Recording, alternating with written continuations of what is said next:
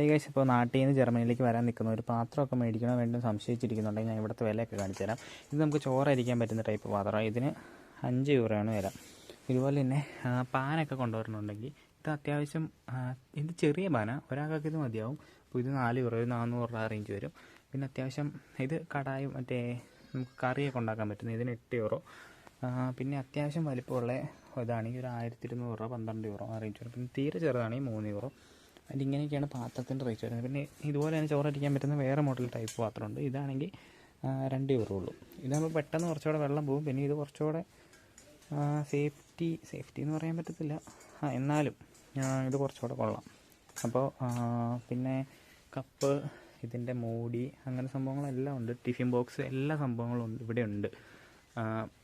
ഏകദേശം ആ റേഞ്ചൊക്കെ തന്നെയാണ് അവിടുത്തെ. അത്യാവശ്യം നല്ല ക്വാളിറ്റിയുടെ സാധനത്തിൻ്റെ റേഞ്ചിൽ തന്നെ ഇവിടെ സെയിം സാധനം കിട്ടും. അപ്പോൾ എല്ലാവരും ഇതൊന്ന് നോക്കിയിട്ട് മാത്രം മേടിക്കുക.